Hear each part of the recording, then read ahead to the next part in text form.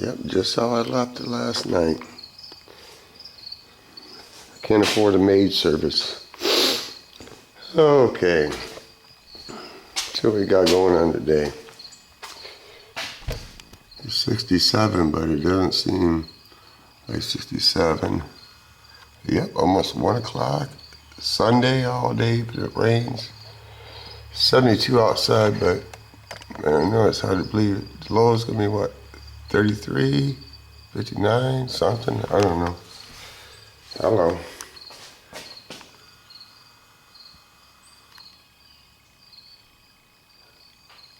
There's my mom. She always busy. Look how skinny my mom's legs are. She's going to be 76 this year, and she's just always doing something. Yeah, I wonder where I get it from. Anyway, yeah. Realized that I sharpened the teeth at the wrong angle, and they're not even on each side.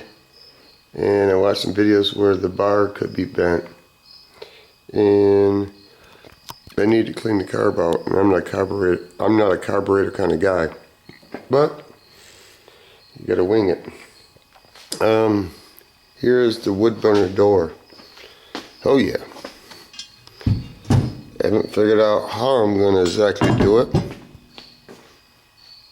but I think it's tempered glass or something I'm gonna put in front of here, and somehow, yeah,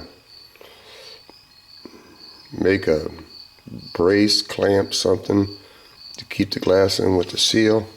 And I gotta put a new seal here, and this is what happens when you get a cutoff wheel caught in, and you cut it and it breaks apart. And I hate when you come out here in spider webs. Yeah. Anyway.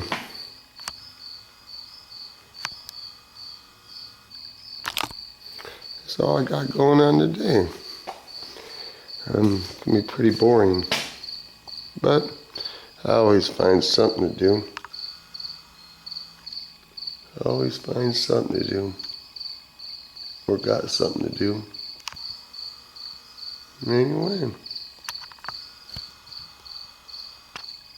that's what happens when you turn into that. Before I get started with today's episode, I wanted to thank everybody. I really appreciate it. The time that somebody takes to help me out. End up being on my chainsaw, end up being, somehow I sharpen it. I was supposed to be sharpening it at 28 degrees, and I was sharpening it at 35 because I threw all the direction away. Why? I don't know. I need to be more like my mother. She's really good. She tends to save everything. Sometimes she tends to say too much stuff, but it's better to have the information than not have the information. Anyway, and I straighten the bar out. Basically, just put on a belt sander and sand it, and I flip the bar over, and it works damn good.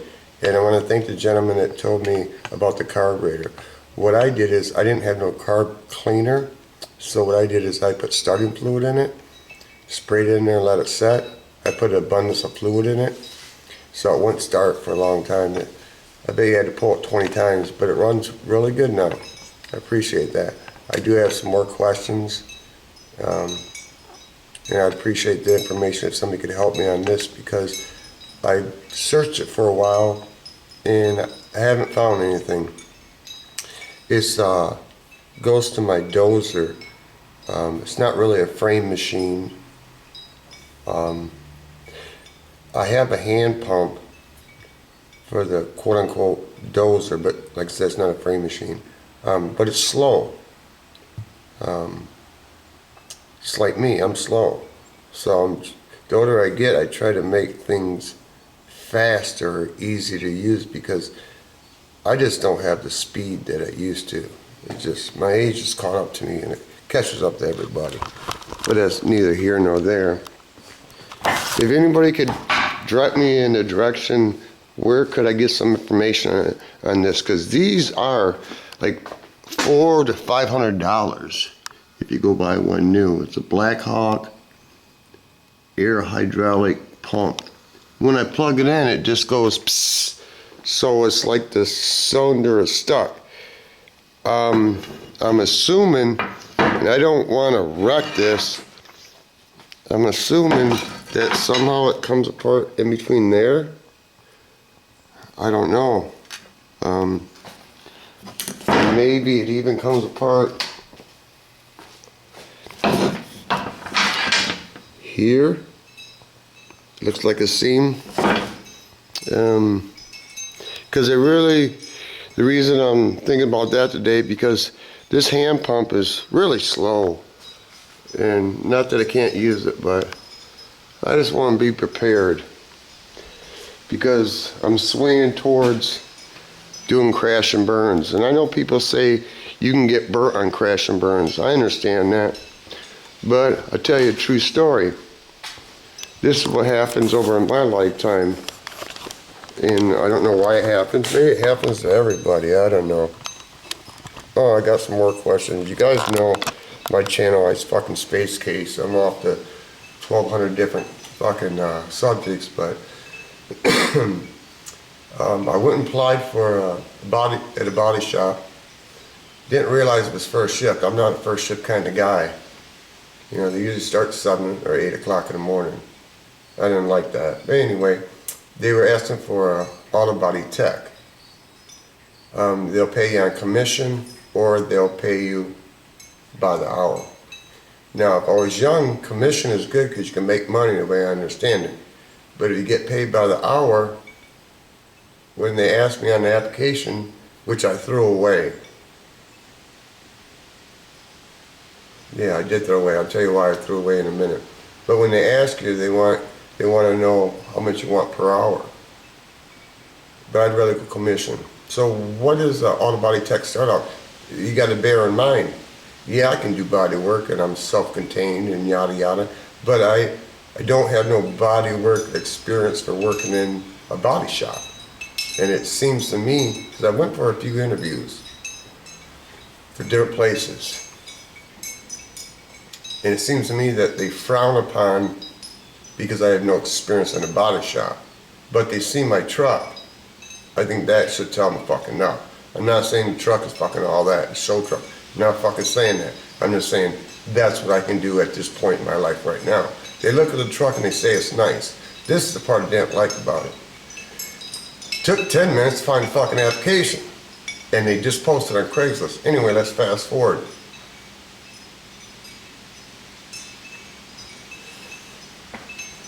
I would think, if I was a business owner and I was looking for a body man, legit, not just talking out my fucking ass, that if somebody pulled up in a nice truck or nice car or something, I'd be thinking, you know what, the proof is in the fucking pudding, and the dude can do what he says he can do, because a lot of people just say they can do a lot of shit and they can't. That's another side. What I didn't like is they didn't even offer to show me the work environment. I wanted to see what reason I threw the application away, because I wasn't comfortable. The reason I wasn't comfortable, they didn't even show me the body shop to see what the work environment is, because maybe I'm picky, but I don't want to work in a shithole. I'm not saying this place was a shithole, but I don't know what was behind that fucking door, the iron curtain. Then I called on a few dealerships that post on Craigslist, and they call, I'm not there, I'll call them back. And it's been a couple of days and they haven't called again. I'll be goddamn if I'm gonna hunt money. Anyway, my point being is that what I'm thinking is I'm gonna do crash and burns, because that's where I think I'm led to. I did get offered a job for $15 an hour doing trim work on a house. And I could go anytime I want. It's just, I'm gonna be 52 this year, and I don't need money at this particular time in my life. But I want some money, because everybody knows when you start digging the savings a tad too much, before you know it, savings is all gone, and then you get desperate, and you got to work in some place that you don't want to fucking work at. Because I've been there, done that for 20 years in the factory. Anyway, I think I'm going to cut some wood. And that's all I got to say today. It seems to me that my videos used to be more interesting to me. I'll show you what I did with the wood burning stove door. That was like a 3-day fucking event. Before you cut your door, and you're gonna want to put, I think the glass is called CEA, tempered glass, because you can't just put any glass in a wood burner or fireplace. Make sure you research the price of the piece of glass. Just don't cut it like I did and realize, what the fuck? Anyway, I found one off eBay, glass, and then I had to cut down. But anyway, this is, why did I do this? Because watching a fire burn is like watching a fish in a fish tank. It just calms me down. It puts me in a trance. It does something, and I like it. But was it worth the effort? We'll see. So what I did is I used 8-gauge metal, and you know, I don't think shit out very much. I don't think shit out at all. I just fucking, I'm OCD, ADD, whatever the fuck, Chuck. Anyway, what I have here is 8-gauge, and this is cast or poured metal, the door, like at a foundry, I guess, like you make a sand mold. And in order to weld this, I'm not saying it's fucking beautiful, but I'm saying it kind of fucking worked. And then I put bought new seal here. Whoa. New seal between the glass and the metal. Like I said, I didn't think this shit out. And then I got 8-gauge here with bolts, and I'm scared to tighten this all the way because I don't want this glass to break, because a foot by a foot, a square foot of this glass is $100. Hello. Anyway, I put a new seal on this, and yeah, because I'm seeing how I can't get no fucking body work lately. Then again, I tried a little bit, and it's just, I'm not much of a fucking salesman. You know, there's some people that would tell you they can fucking do it all. Sometimes they can. A lot of times they can't. I think the person that brags about himself is arrogant. Just my opinion. Doesn't mean it's right or wrong. Type of person I am, I guess my old man would say I'm ass backwards. Because I don't make out cards and go to these dealers and hand them out and introduce myself. Why don't I? I don't know. I'm not a salesman. I just was always thinking that the big picture, that first thing was when I got this garage inherited to me, that get it, my garage set up to be self-efficient, and then the cars will come. Well, sometimes the wrong cars come. You guys seen that in the past. And the car lot I used to do cars for, he moved to Florida. So here I am. So I think I'm gonna just flip cars myself. I don't know. Supposed to have a 2010 Silverado coming. Yeah, well, you know, I've heard that before. Supposed to have a 1967 Firebird coming. Once that painted black. Haven't even seen the car. Heard about it more than once through a friend of mine. What was the other car? I know there's another car. But these people just kind of like this. If I'm going to go into a fucking store, I'm not there to window shop. I'm there to buy. Might not like the fucking price. Either you buy it or you go home empty-handed. You know, I meet these people. I don't understand them. They're all gun-ho. They want their car done. Yeah. One more time. And yeah, they're coming. They want it done. They got their money straight. It's all good. I'm not going to call them. They know where I'm at. I'm not going to beg them. I'm not going to pursue them. A lot of the jobs fall through. Why?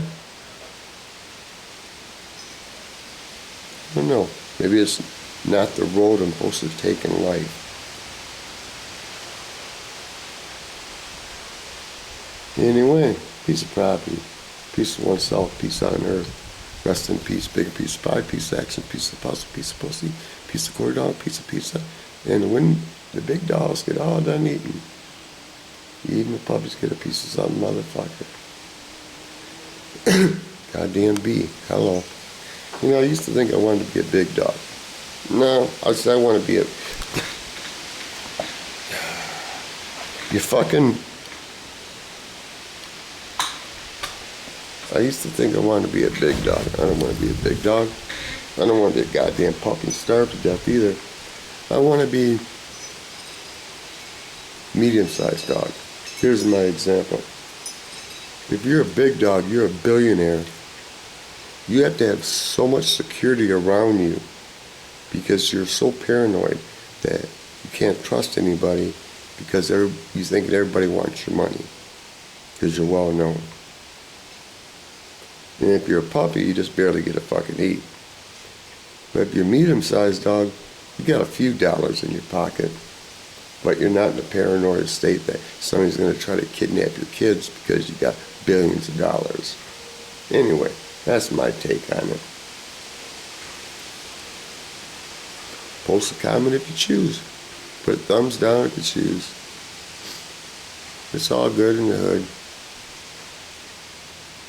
You know, if I had a choice between money and youth, I used to think I'd take money, because money can make a lot of shit happen, but with youth, God, your body don't hurt. You got a lot of drive. Money can't buy that. Buy some things. Anyway, until that next episode, maybe there won't be one. Who fucking knows. Enjoy your evening. I surely will.